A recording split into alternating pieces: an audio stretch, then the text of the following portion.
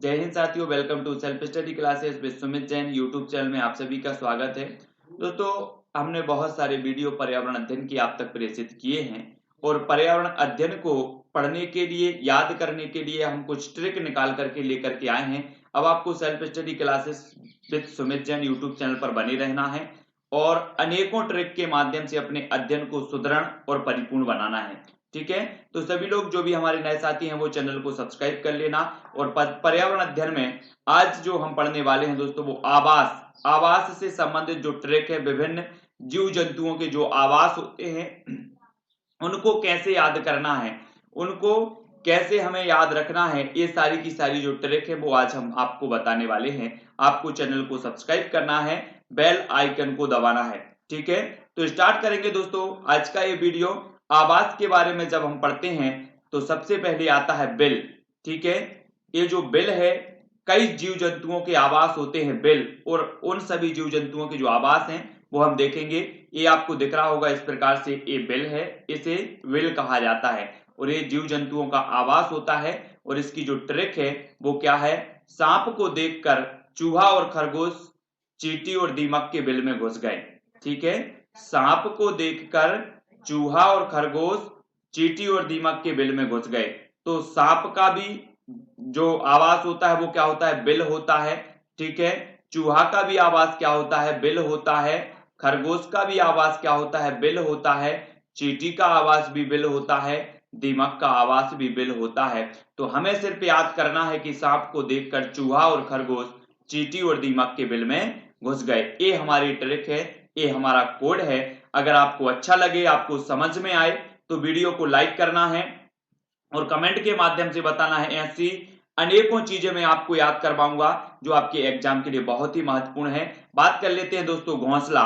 घोंसला तो आपने देखा ही होगा, इस प्रकार से घोंसला, और इस प्रकार की कई प्रकार के अनेक अनेक पक्षियों के अलग अलग घोंसले होते हैं। जैसे ये आप देख रहे हैं, ये बयां पक्षी जो होता है ये इसका घोंसला होता है। ठीक है, ये बहुत ही बढ़िया तरीके से घोंसला बना होता है बया पक्षी का। और इस जो घोंसले जिनका आवास है, जिन पक्षियों का घोंसला आवास होता है उनको देखें। कबूतर ने चिड़िया का कट फोड़ा तो बुलबुल ने दर्द बयां किया। कबूतर ने चिड़िया का कट फोड़ा तो बुलबुल ने दर्द बयां किया। ये आपकी ट्रिक है, ये ट्रिक, ये आप कोड आपको याद करना है। कबूतर का भी घोंसला होता है, चिड़िया का भी आवास घोंसला होता है।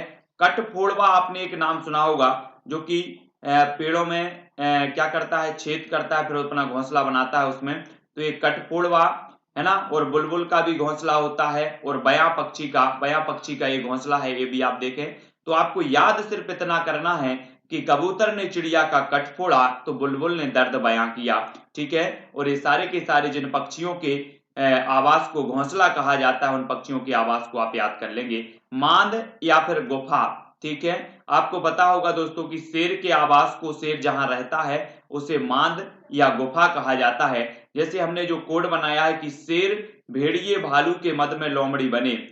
शेर और भेड़िए, और कर देना यहां पर, शेर और भेड़िए भालू के मद में लोमड़ी बने। यहां पर आप देख रहे होंगे शेर माद में है और बाहर लोमड़ी खड़ा है। तो शेर और भेड़िए भालू के मद में लोमड़ी बने, ये चीज आपको याद रखनी है। और जिनकी भी गुफा या फिर माद होता है, जिनके आवास को माद कहा जाता है या गुफा कहा जाता है, वो याद हो जाएंगे। शेर के आवास को माद कहा जाता है, भेड़िए के आवास को माद कहा जाता है, भालू के आवास को कहा जाता है, और लोमड़ी के आवास को भी माद कहा जाता है। सिर्फ याद रखना है आपको, शेर और भेड़िए भालू के मद में लोमड़ी बने, ये आपकी ट्रिक हो जाएगी, ये आपका कोड हो जाएगा। ठीक है, अगला देखें दोस्तों, बाड़ा। बाड़ा जो आवास है वो क्या है, गाय, भेड़, बकरी और भैंस के आवास को कहा जाता है बाड़ा। अब इसको याद कैसे करना है, तो गाय के बाड़ा में भेड़ बकरी ने भैंस को पीटा। गाय के बाड़ा में भेड़ बकरी ने किसको पीटा, भैंस को पीटा। तो आपको पता हो जाएगा कि गाय के आवास को बाड़ा कहा जाता है, भेड़ के आवास को बाड़ा कहा जाता है, बकरी के आवास को बाड़ा कहा जाता है, और भैंस के आवास को भी बाड़ा कहा जाता है। सिर्फ आपको इतना सा याद रखना है कि गाय के बाड़ा में भेड़ बकरी ने भैंस को पीटा, और आपको ये बाड़ा जिनके आवास हैं वो याद हो जाएगा। ठीक है, नेक्स्ट देखते हैं दोस्तों, अस्तबल। अस्तबल तो सभी को पता है कि घोड़े के आवास को कहा जाता है अस्तबल, ठीक है, ये तो सभी लोगों को पता है, ठीक है। और देखो छत्ता, छत्ता ये आप मधुमक्खी का छत्ता देख रहे होंगे, और मधुमक्खी के आवास को क्या कहा जाता है, छत्ता कहा जाता है। बर्र के आवास को भी छत्ता कहा जाता है, ततैया के आवास को भी छत्ता कहा जाता है। तब आपको याद रख लेना है मधुमक्खी के छत्ते से बर्र ततैया ने शहद पिया, बर्र और ततैया ने क्या पिया, शहद पिया, किसके छत्ते से, मधुमक्खी के छत्ते से।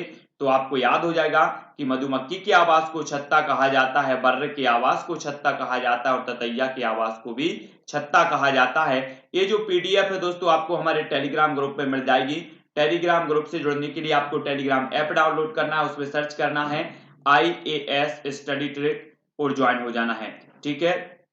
आप हमसे फेसबुक से भी जुड़ सकते हैं, सर्च कर सकते हैं सुमित जैन, ठीक है। इंस्टाग्राम में भी आप self study classes Sumit Jain self study classes search कर सकते हैं, तो इंस्टाग्राम में भी जुड़ सकते हैं, फेसबुक में भी जुड़ सकते हैं और टेलीग्राम में भी जुड़ सकते हैं। तो छत्ता हो गया। बात कर लेते हैं दोस्तों दड़बा, दड़बा कहा जाता है मुर्गी के आवास को दड़बा कहा जाता है। याद रख लेना, दाने चुगते समय मुर्गी की दाढ़ टूट गई, दाने चुगते समय मुर्गी क्या कहती है, दाना चुगती है ना, और दाने चुगते समय मुर्गी की क्या टूट गई, दाढ़ टूट गई, यानी कि मुर्गी के जो आवास है उसे दड़बा कहेंगे, क्या कहेंगे, दड़बा, ठीक है। तो याद रख लेना, आपसे अगर पूछा जाए कि मुर्गी के आवास को क्या कहा जाता है, तब आपको याद रख लेना है कि दाने चुगते समय मुर्गी की दाढ़ टूट गई, यानी कि दड़बा, ठीक है। नेक्स्ट है दोस्तों कैनल, कुत्तों के नल, ऐसे याद रखेंगे। अभी तक हमने देखे पानी का नल होता कुत्तों के नल, तो कैनल कुत्तों के नल, ठीक है। तो ये आप देख रहे हैं, ये कुत्ते के आवास को कहा जाता है कैनल, आपको याद होने चाहिए। कुत्ता तो बहुत सारे लोग पालते हैं, लेकिन उसकी आवाज का पता होनी चाहिए कि उसकी आवाज को क्या कहा जाता है, उसकी आवाज को कहा जाता है दोस्तों कैनल, ठीक है, याद रख लेना है। सिर्फ मैंने एक कोड बना दिया, कुत्तों के नल, कुत्तों के नल, ठीक है। सूकरसाला देख लो, सूकरसाला सुअर के आवास को कहा जाता है सूकरसाला, ठीक है, सूकर के आवास को क्या कहा जाता है, सूकरसाला कहा जाता है। पेड़ की शाखाएं, देखो दोस्तों पेड़ की शाखाओं में बहुत सारे जीव जंतु रहते हैं, जैसे कि यहाँ पर आप देख रहे हैं पेड़ की शाखाओं पर एक बंदर, तो बंदर रहते हैं, चील भी रहता है, कौवा भी रहता है और टिड्डा भी पेड़ की शाखाओं में रहता है। आपको पता होगा दोस्तों कि चील जो है सबसे ऊंचे वृक्ष पर अपना घोंसला बनाता है, कौवा वृक्ष की ऊंची डालियों पर बनाता है। तो ये चीज भी आपको याद रखनी है। क्वेश्चन आपसे बनता है कि निम्न में से बताइए कौन सा पक्षी ऊंचे वृक्ष पर घोंसला बनाता है, तब आपका उत्तर होगा चील। और एक क्वेश्चन पूछा जाता है कि कौन सा पक्षी पेड़ की ऊंची डालियों पर घोंसला बनाता है, तब आपका होगा कौवा। और सबसे बड़ा जो घोंसला होता है वो चील का होता है, पेड़ की शाखाएं पर चील, कौवा और बंदर से टिड्डा, है ना, चील, कौवा और बंदर से टिड्डा। तो याद रख लेना, तो सभी को याद रख लेना है ना, पेड़ की शाखाओं पर जो चील है वो कौवा और बंदर से टिड्डा, टिड्डा अपन बोलते हैं ना, बाल जब बच्चे लोग कुछ मान रूठ जाते हैं तो उनको टिड्ड बोलते हैं, गाँव में टिड्ड गए, तो वो टिड्डा है कि पेड़ की शाखाओं पर चील, कौवा और बंदर से टिड्डा। ये पेड़ की शाखाओं में रहते हैं चील, कौवा, बंदर और टिड्डा, है ना, ये याद रखना है। जाल देखें दोस्तों, जाल मकड़ी की आवाज को कहा जाता है जाल, मकड़ी की आवाज को क्या कहा जाता है, जाल, ये चीज याद रखनी है, सभी को पता है। नेक्स्ट है पेड़ का कोटर, पेड़ के कोटर जो है वो कंगारू कहाँ रहता है, कंगारू, कंगारू की आवाज को कहा जाता है पेड़ का कोटर, पेड़ का कोटर है ये कंगारू का आवाज कहलाता है। कंगारू तो सभी लोग जानते हैं, ये ज्यादातर ऑस्ट्रेलिया में पाया जाता है कंगारू, है ना, और इसकी एक थैली होती है, इस प्रकार से आप देख रहे होंगे, और ये अपने बच्चे को इस थैली में ही रखता है इस प्रकार से, ठीक है। जल की बात करें तो जल में रहने वाले जो जीव हैं, मछली है, मेंढक है, कछुआ और फेफड़े, इनका सभी जो आवास है वो क्या है, जल है, ठीक है। तो यहाँ पर दोस्तों हमने क्या किया कि बहुत सारे आवास लिए, और आवास लिए जिनके एक समान आवास थे, उनकी कुछ कोड बनाया, उनकी कुछ ट्रिक बनाई और उनको याद करने का यहाँ पर प्रयास किया। अगर आपको वीडियो थोड़ा सा भी अच्छा लगा है तो आप वीडियो को लाइक करें, और जितने भी साथी चाहते हैं कि इसी प्रकार से और भी वीडियो मिले, आप तक पहुंचे, प्रेषित हों, है ना, जैसे रबी खरीफ की फसलें इनको याद करने का, और ग्रीन हाउस गैसों को याद करने का, वायु प्रदूषण आदि प्रमुख घटकों को याद करने की ट्रिक। तो ऐसी अनेकों ट्रिकें आएंगी, जैसे वायुमंडल की जो परतें हैं उनको याद करने की ट्रिक। ये सारी की सारी जो ट्रिकें हैं वो आप तक प्रेषित की जाएंगी। सिर्फ आपका कमेंट का इंतजार रहेगा। आप जल्दी से कमेंट करें कि सर इसी प्रकार के वीडियो हमें चाहिए हैं। इसी प्रकार के जो वीडियो हैं याद करने के लिए बहुत ही सहायक है, मददगार हैं। तो आपको सिर्फ अपनी कलम चलानी है ना, टाइप करना है और बता देना है कि सर बहुत ही अच्छा वीडियो है, मददगार है। जितने लोग भी देख रहे हैं सभी लोग बताएंगे, और लाइक सभी को करना है। हो सके तो शेयर भी अपने व्हाट्सएप और फेसबुक ग्रुप में आप कर सकते हो। इतना तो अपने चैनल के लिए कर सकते हो दोस्तों। जब चैनल आपके लिए इतना सब कुछ करने को तैयार है तो आपका भी एक फर्ज बनता है कि हम वीडियो को शेयर करें, लाइक करें, कमेंट में बताएं कि इसी प्रकार के और भी वीडियो आप तक प्रेषित किए जाएं। तो एमपी टेट ग्रेड 3 की तैयारी अगर आप कर रहे हैं तो आपके लिए मोस्ट इंपॉर्टेंट है। रीट एग्जाम की आप तैयारी कर रहे हैं तो इनके भी लिए इंपॉर्टेंट है।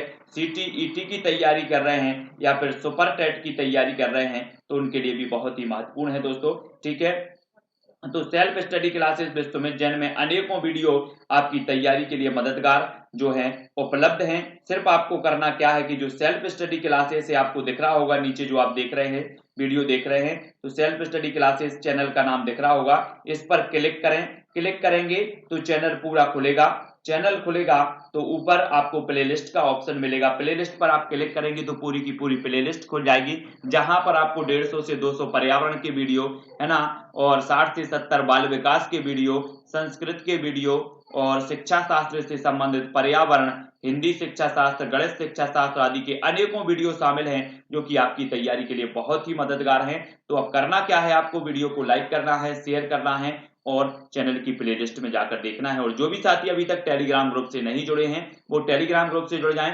टेलीग्राम ग्रुप से जुड़ने के लिए आपको क्या करना है, टेलीग्राम ऐप डाउनलोड करना है, उसमें सर्च करना है IAS स्टडी ट्रिक और ज्वाइन हो जाना है, क्योंकि सारी की सारी जो PDF है दोस्तों वो टेलीग्राम ग्रुप में ही मैं प्रेषित कर देता हूं। तो टेलीग्राम में अवश्य जुड़ें।